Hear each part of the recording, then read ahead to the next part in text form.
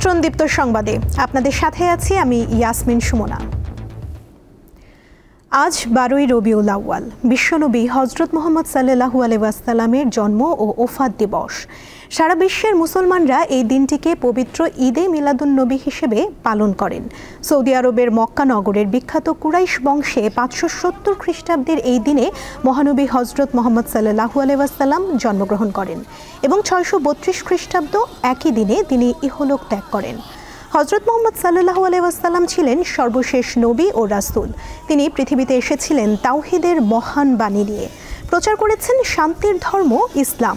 তার আবির্ভাব এবং ইসলামের শান্তির বাণীর প্রচার সারা বিশ্বে আলোড়ন সৃষ্টি করে। সমগ্র আরব জাহান যখন পৌত্তলিকতা ও অনাচারের অন্ধকারে নিমজ্জিত ছিল, সেই আইয়ামে জাহেলিয়ার যুগে মহানবীকে সারা বিশ্বজগতের জন্য রহমত স্বরূপ পাঠিয়েছিলেন সর্বশক্তিমান মহান আল্লাহ। ধর্মপ্রাণ মুসলমানরা পবিত্র কোরআন তিলাওয়াত, দরুদ পাঠ, দান খয়রাত সহ নফল ইবাদতের মধ্য দিয়ে দিনটি অতিবাহিত করবেন। অনেকে এই দিনে নফল রোজা রাখেন। রাজধানী সহ বিভিন্ন স্থানে সকালে বের হয় ঈদে মিলাদুন্নবীর র্যালি।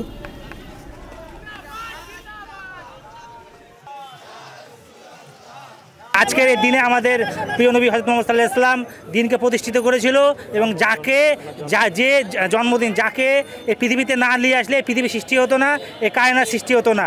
তিনার জন্মদিন উপলক্ষে মুসলিম উম্মাহকে আমাদের পক্ষ থেকে আঞ্জুমানে আশরাফিয়ার পক্ষ থেকে সকলকে মোবারকবাদ জানাচ্ছি। আল্লাহ পাক কোরআনুল কারিমে আমাদেরকে জানিয়ে দিয়েছেন, আমার নবী হলো রহমত, কোরআন হলো আল্লাহ পাকের ফজল।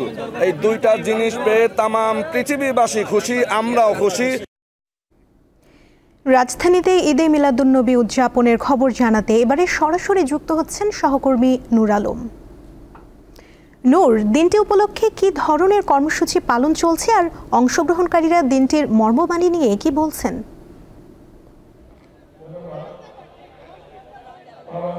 হ্যাঁ সুমন, আজকে 12ই রবিউল আউয়াল অর্থাৎ 570 খ্রিস্টাব্দে আজকের এই দিনটিতে প্রিয় নবী হযরত মুহাম্মদ সাল্লাল্লাহু আলাইহি ওয়াসাল্লাম যে কুরাইশ বংশে অর্থাৎ মক্কায় যে কুরাইশ বংশ রয়েছে সেই মা আমিনার উদরে কিন্তু আজকের এই দিনটি তিনি পৃথিবীতে আগমন ঘটে এবং এরপর থেকে অর্থাৎ আজকের এই দিনটিতে অর্থাৎ 632 খ্রিস্টাব্দের আজকে এই দিন একই দিনে কিন্তু 63 বছর বয়সে তিনি কিন্তু এই পৃথিবী থেকে চলে যায়। এটাকে ওফাত দিবস হিসাবে কিন্তু বলা যায়। অর্থাৎ আজকে এই ওফাত দিবস অর্থাৎ একই দিনে যে জন্মগ্রহণ এবং একই দিনে তিনি এই পৃথিবী থেকে চলে যাওয়া, যা সারা বিশ্বে ঈদে মিলাদুন্নবী হিসাবে কিন্তু পালিত হয়ে আসছে। এবং আমি যেটা যাচ্ছি যে পবিত্র এই দিনটি কিন্তু ভাব গাম্ভীর্যের মধ্য দিয়ে কিন্তু প্রতি বছরের ন্যায় কিন্তু এবারও আমরা দেখছি যে রাজধানীর সোহরাওয়ার্দী উদ্যান সহ বাংলাদেশের বিভিন্ন প্রান্তে কিন্তু এই দিনটিতে যারা পালন করে থাকে যে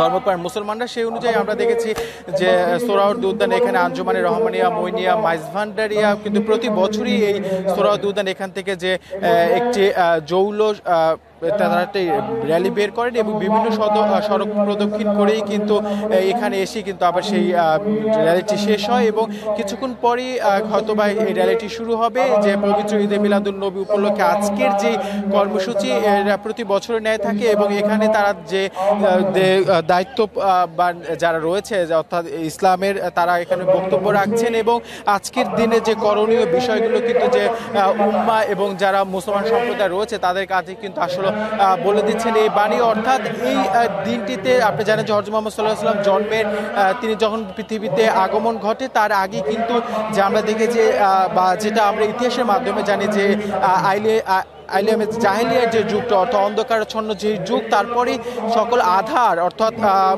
ইসলাম প্রচারের মধ্য দিয়ে কিন্তু সেই আধার আজকের দিনটি ইসলামে যারা মুসলমান রয়েছে তাদের কাছে খুবই গুরুত্বপূর্ণ। সুমনা। নূর, আপনাকে ধন্যবাদ। রাজবাড়ীর গোয়ালন্দে নুরুল হক ওরফে নুরাল পাগলার মরদেহ কবর থেকে তুলে পোড়ানোর ঘটনায় নিন্দা জানিয়েছে অন্তর্বর্তী সরকার। পাশাপাশি এ ঘটনায় জড়িতদের আইনের আওতায় আনার কথাও বলা হয়। শুক্রবার এক বিবৃতিতে এ ঘটনার নিন্দা জানায় সরকার। এতে বলা হয়, এই অমানবিক ও ঘৃণ্য কাজ মূল্যবোধ, আইন এবং সভ্য সমাজের প্রতি সরাসরি অবমাননা। এই ধরনের বর্বরতা কোনো অবস্থাতেই সহ্য করা হবে না। আইনের শাসন সমুন্নত রাখা ও মানুষের জীবনের পবিত্রতা রক্ষা করতে অন্তর্বর্তী সরকার প্রতিশ্রুতিবদ্ধ। এতে আরও বলা হয়, এই জঘন্য অপরাধে জড়িতদের চিহ্নিত করে বিচারের আওতায় আনা হবে। এর আগে শুক্রবার বেলা ৩টা থেকে সন্ধ্যা ৬টা পর্যন্ত দফায় দফায় দরবারে হামলা করে একদল লোক। তারা শরীয়তপন্থীভাবে দাফনের অভিযোগ তুলে নুরাল পাগলার মরদেহ কবর থেকে তুলে পুড়িয়ে দেন।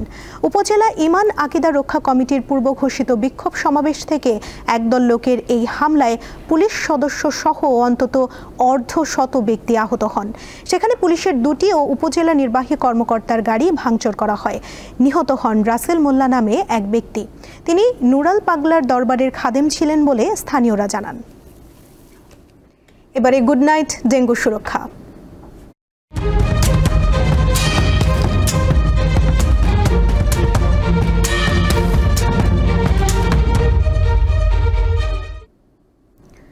জলবায়ু পরিবর্তন ও অপরিকল্পিত নগরায়নের কারণে রাজধানী সহ সারা দেশেই বাড়ছে এডিস মশা। বছর জুড়ে রাস্তার কাজ, দুর্বল পয়ঃনিষ্কাশন ব্যবস্থা আর মশা নিধনে সিটি কর্পোরেশনের উদাসীনতায় এডিস মশা বাড়ছে বলে মত বিশেষজ্ঞদের। ডেঙ্গু রোগী এখন শুধু রাজধানী নয়, পুরো দেশেই মিলছে সারা বছর। এর কারণ এডিস মশার বিস্তার। উষ্ণায়ন, লবণাক্ততার প্রভাব, বৃষ্টিপাতের হেরফের, তাপমাত্রার পরিবর্তন, এসবের সঙ্গে ডেঙ্গুর জীবাণুবাহী এডিস মশা বিস্তারের প্রত্যক্ষ ও পরোক্ষ সম্পর্ক আছে বলে জানিয়েছেন বিশেষজ্ঞরা। দায় আছে অপরিকল্পিত নগরায়ন ও দুর্বল বর্জ্য ব্যবস্থাপনার। শহরটি যদি অপরিকল্পিতভাবে তৈরি হয়, যেখানে ড্রেনেজ সিস্টেম সঠিকভাবে করা নাই বা ওয়াটার সাপ্লাই সিস্টেম যদি সঠিকভাবে করা না থাকে, তাহলে সেখানে ওয়াটার লগিং হয়। অথবা যেখানে ওয়াটার সাপ্লাই সিস্টেম নাই, সেখানে মানুষজন বিল্ডিংয়ের ভিতরে তার পানি জমিয়ে রাখছে, সেই পানিতে এডিস মশা হচ্ছে। স্বাস্থ্য অধিদপ্তরের তথ্যে দেখা যায়, নির্মাণাধীন ভবন, বাসাবাড়ির লিফট, এমনকি গ্রিলের কার্নিশেও এডিস মশার লার্ভা পাওয়া যাচ্ছে। সাংবৎসরিক আপনার এই যে নির্মাণের কাজ চলছে এবং নির্মাণ সাইটে আপনার পানি জমবে, নির্মাণের কাজে ওরা পানি ব্যবহার করে। আর বৃষ্টি যেটা, আর আমাদের এবারকার বৃষ্টির প্যাটার্নটা দেখবেন খুব মুষলধারে বৃষ্টি কিন্তু কম হচ্ছে। অল্প 20-30 মিনিট ঝিরঝির বৃষ্টি হলো, ওই বৃষ্টি থেমে গেল, তার মানে হচ্ছে পানিটা জমে থাকলো।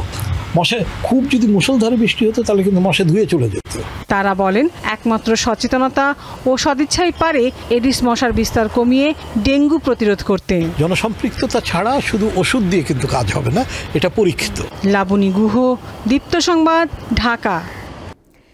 ঢাকা বিশ্ববিদ্যালয়ের প্রশাসনিক দুর্বলতার উন্নতি, নিরাপত্তা, শিক্ষার্থীদের উন্নত খাবার ও আবাসনের ব্যবস্থা করা এবং গবেষণাকে গুরুত্ব দেওয়ার অঙ্গীকার করেছেন ডাকসু নির্বাচনে জিএস প্রার্থীরা।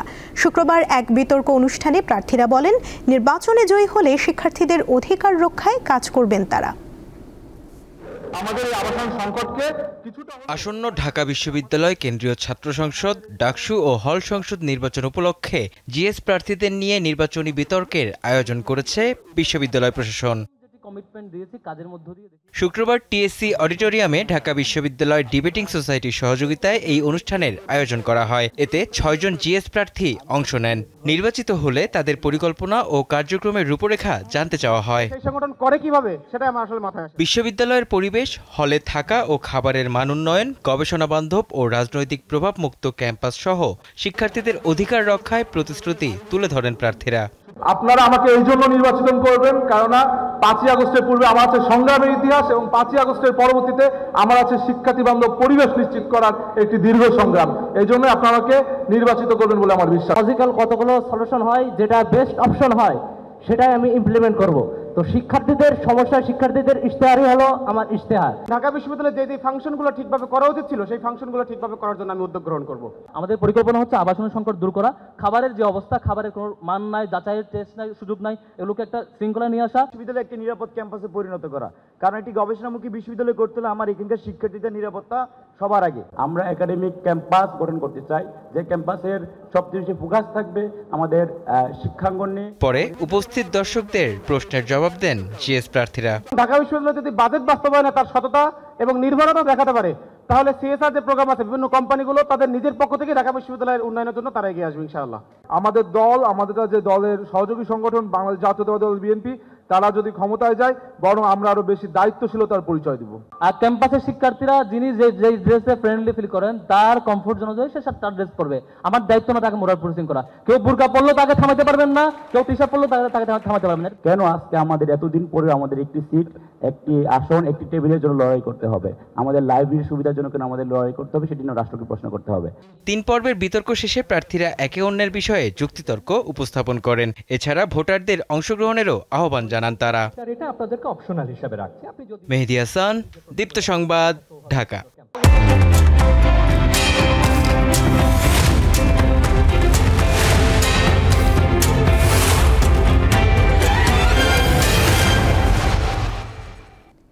এবারে জানাবো এক নজরে দৈনিক পত্রিকার শিরোনাম।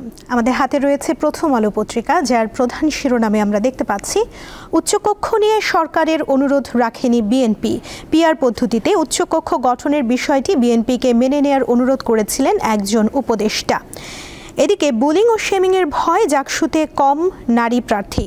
1998 সালের ধর্ষণ বিরোধী আন্দোলন কিংবা 24-এর গণ অভ্যুত্থান, জাবিতে যে কোনো আন্দোলনে সামনের সারিতে ছিলেন নারী শিক্ষার্থীরা। এদিকে ডাকসু নির্বাচন নিয়ে বাকেরকে সমর্থন দিয়ে সরে দাঁড়ালেন মাহিন। আরও দেখতে পাচ্ছি আজ পবিত্র ঈদে মিলাদুন্নবী সাল্লাল্লাহু আলাইহি ওয়াসাল্লাম, এ নিয়ে রয়েছে একটি প্রতিবেদন। দৈনিক ইত্তেফাক পত্রিকার প্রধান শিরোনামে আমরা দেখতে পাচ্ছি মেধা পাচার বাড়ছে উদ্বেগজনক হারে। 2 দশকে উচ্চশিক্ষার জন্য বিদেশে যাওয়া শিক্ষার্থী বেড়েছে 3 গুণ। 90% বিদেশে চাকরি নিয়ে স্থায়ী আবাস গড়েন। বিদেশগামী শিক্ষার্থীদের পেছনে বছরে ব্যয় 8,000 কোটি টাকা।